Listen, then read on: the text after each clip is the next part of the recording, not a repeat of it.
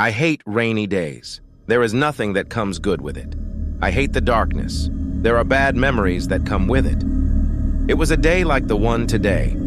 I clearly remember that very cold, dreadful day with the very cold body of my older sister hanging against the ceiling. We were a family of 4. Although my parents were busy with their different jobs and most of the time arrived very late at night and went to work as early as the dawn breaks, I never felt lonely. My sister Carmela, 15 years older than I at that time, loved me as much as I loved her. I remember her warmth and constant whispers that I mean the world to her. However, I cannot see the same admiration I had for her from my parents. I was very young at that time, and I never understood my parents' disappointed gaze and indifferent attitude towards my older sister. To follow in my parents' footsteps, they shaped her to be an educator. You see, my parents are very distinguished in the academic world and have published many papers in relation to teaching pedagogy. She was smart and a very lovely girl, and I was proud to be her sibling. After graduating college, she was immediately accepted into a prestigious private school as a teacher.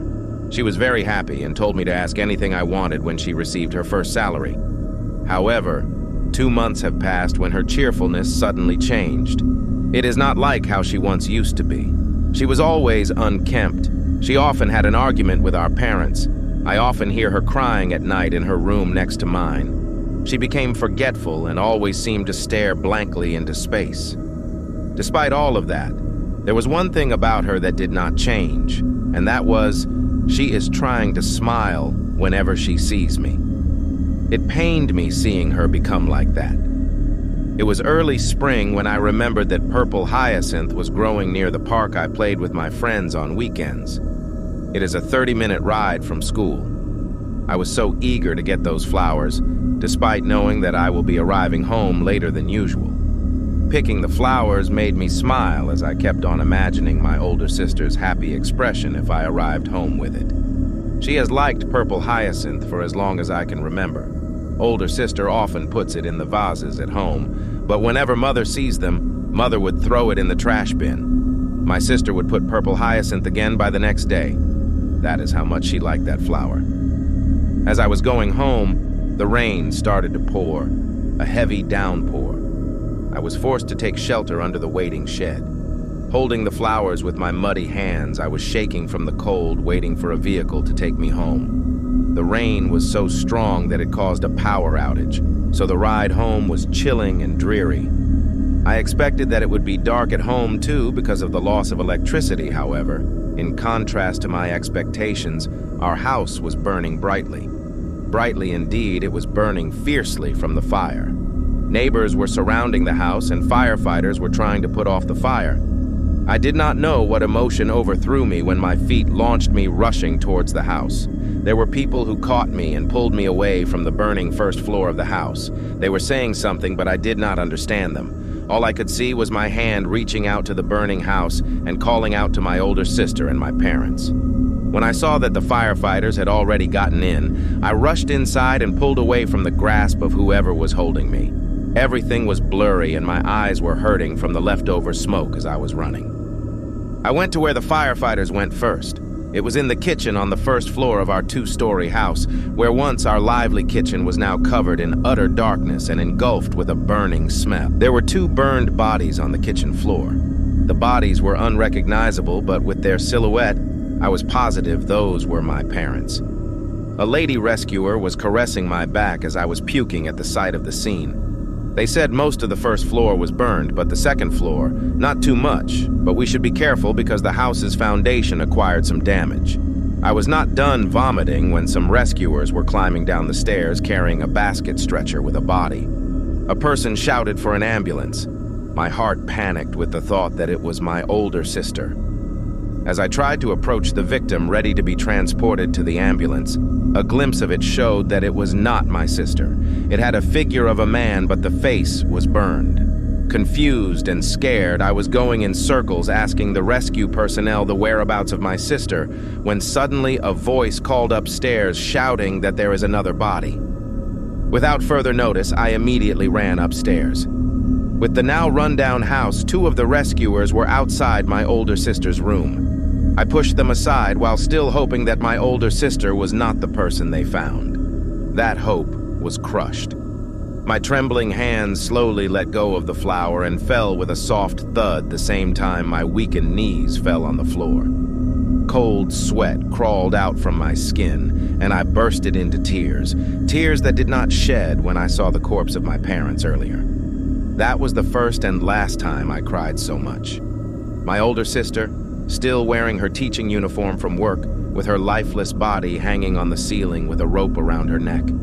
Her eyes that were so sparkly and full of life before were now flowing with blood, staring blankly at me. That was when my memory from that cursed day ended. The following events became fuzzy. I woke up at the house of my aunt where the police officer came and gave my aunt a rundown of what they thought had happened. The police's forensics team found out that the fire started from the kitchen and my parents were already dead, stabbed to death before the fire. They were still looking for the murder weapon. However, the autopsy report of my older sister's body indicates that my older sister killed herself. Moreover, the man they found at the house had still not been identified due to the wounds he sustained, especially his burned face. He had no ID with him during the incident, but he had in his pocket this bookmark with sword-shaped leaves and vibrant red trumpet-shaped flower design, which the police officer will be keeping as evidence. The man was still lying at the hospital for treatment and still comatose. The police were still investigating if the man was a suspect or a victim trying to save the family while the house was burning. Well, that was 12 years ago. I am currently 22 years of age, newly appointed police officer, and is now designated here in the city police department. You can say that my dark history has led me to this line of duty. Actually, I have two reasons for entering the police force. Firstly, I cannot deny that I am still looking into what really happened 12 years ago. While working with the police, I reopened the homicide case of my parents before, and new evidence was found from my old home. It was the knife from the murder. Dried blood from the knife matched with my parents' DNA, while the fingerprint was from the man in a comatose state at the hospital. You see, I am not quite perplexed by the fact that they still have not acquitted the criminal because they need his confession of the crime committed. As the law says, innocent until proven guilty. Surprisingly, I am not that eager to take justice for my parents, for they were not that good to me. Judge me all you want, but they were not good parents. I still loved them though, but not as much as I loved my older sister. What matters to me is if that man led my older sister to her death. I still could not believe that my older sister would kill herself. So, the thought that if that man woke up and I found out he had a connection to it, only God knows what will happen when I get my hands on him. It seems that the rain has stopped. I look at my wristwatch. It is 2 o'clock in the morning. It is time to clean up. Are you asking me why I would clean up this early morning? Well, it looks like this man hanging on the ceiling was breathing no more. I inhale for a last puff of my cigarette before I stand up from this armchair. I put on a black latex gloves on my hands while examining the corpse, making sure there is no soul left in the body. I find this man gross, by the way. He reeks of puke and pee. I wonder why this man was shedding tears and not blood like my older sister when she hung herself. Anyway, I positioned the ladder and climbed to untie the rope from the wood scaffold on the ceiling. The body fell on the floor and I climbed down. I checked the pupils and retina, no reaction. I checked his wrist and neck for pulse, no pulse. I checked for the heartbeat, but no heartbeat. Finally, to make sure, I inflict a slash wound on his wrist using my army knife if he would react to pain, but not even a flinch. I confirmed he was officially dead and carried the body to another room. I silently cuss because I am annoyed by how heavy this man is, unlike the previous one. Yes, previous ones, plural. I open the door to the next room and the pungent smell of rotting corpses greet me.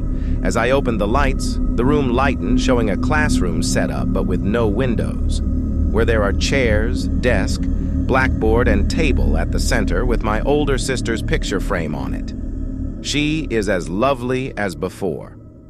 In contrast, these students were pale and smelly. I seated the body on the 16th seat before I approached my older sister at the front. I bid her goodbye, and I assure her she will be pleased soon when her student's attendance will be completed. Before I went out, I smiled at her, closed the lights, then locked the door. I then went to the backyard and burned the equipment I used in the huge metal drum. Before I forget, this is the second reason why I entered this job, by the way, to cover my tracks. Time to go to work. My workplace is a 3-hour drive from this abandoned rural area. Going to my parked car, I cannot help but notice how heavy I am starting to feel. Maybe it is my shoe because the ground was so damp and muddy. There is a glint of the sun showing. Instead of feeling sleepy, I am feeling hungry, so I will just get some fast food on the way. I started the car and drove off. 4 hours later, I arrived at the station. I expected that my captain would praise me since I am always early. However, he is nowhere to be found. There are more people than usual today, and the officers are looking very hectic. I asked my partner, Hassan, what happened before he could snatch away the food I brought. Hassan said that the captains are in the meeting right now because the police chief is very angry because there is another missing person report that arrived and that there is still no news from other missing person cases. I cover my mouth with my hand to cover the grin that is unintentionally forming in my lips. He misunderstood it as I am devastated. He could be far from right. I am surprised how slow their investigation is and how stupid they are that they did notice that the culprit is just among them, and that how amazed I am of my skill. There are a lot of chatters. However, the place turned suddenly silent when a group of 5 people led by a man with a peculiar appearance entered the room. When I say peculiar, it is because the man was tall and covered in all black clothing that accentuated his very pale skin. His face is covered with a black face mask and would always wear wireless earbuds. He always brings with him his black umbrella, adding to his ethereal appearance with his platinum blonde hair and nearly reddish eyes. He is Lieutenant Mehru Nihal. The group in which he leads is from the newly established unit in the police department, the Occult Investigation Unit. Aside from them not wearing our regular uniforms, each of them has a rather eerie atmosphere around them. This is why no one wants to get associated with them. For a second, I thought the platinum blonde-haired detective had met my gaze. When they are already out of view, the noise goes back to how it was before. As I started to contemplate on how I would proceed with my next move, my bladder seemed to want to go to the toilet, and so I went. A few minutes later, I was washing my hands in the men's room's lavatory when a figure passed behind me. It was Lieutenant Nihal. A chill ran down my spine when he stood next to me. With my peripheral vision, I can see him turn on the faucet, then wash his pale hands. I am trying to avoid eye contact with him. My heart felt like it was about to explode when he suddenly spoke. There is no other person in the men's room but us. With a chilly voice, he said that I should halt whatever I am doing because a certain someone is weeping for me, and so that the sound of the dead surrounding me would dissipate. Before I could utter a word to retort, he already walked out of the door. I did not know how long I stood there frozen. I felt anxious and nervous. Lots of questions are flooding my mind. Did they find out what I am doing? Are they monitoring me, but that is not in their jurisdiction? When did I make a mistake and leave evidence? What did he mean by someone weeping for me? I was brought back to my senses when Hassan, my partner, entered the men's room, looking for me. He said that the meeting had ended and that the captain wanted to see us. As I am looking around, no one seems to suspect me, but I should not let my guard down. The grumpy old man, our captain, gave us a run-through of their meeting and said that he wants us to listen earnestly because all of the units are all in this together, not just the missing person unit or the homicide unit. It has been found out from the investigation that the 16 missing people from the last 2 years had certain connections. They are from the same class batch in Azalea's academy. The captain added that this is still not definitive, and there are still further investigations to derive a solid conclusion that will lead to the culprit. My captain ordered us to contribute to the investigation. While he is explaining other details, I am thinking to limit my movements because their investigation already got this far. If there is additional evidence that will show up, I would just tamper with them. I guess I need to apologize to my older sister later. It would probably take time before I could get her students to come to class. I am planning on laying low for now and re-strategize when Hassan asked me to accompany him to the bar tonight. He said that I should unwind once in a while, and I am very tough on myself. I understand where he is coming from. Due to my revenge, I have been restricting my social life. I think it is a good idea to not be suspicious. I then immediately went to my apartment to change into casual clothes before we met up at the bar.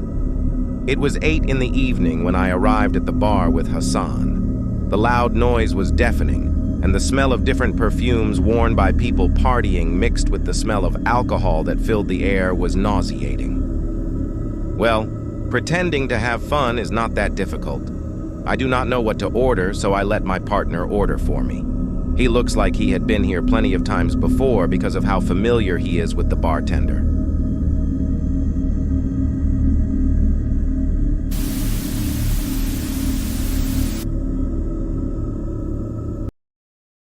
Thanks for watching. Future updates.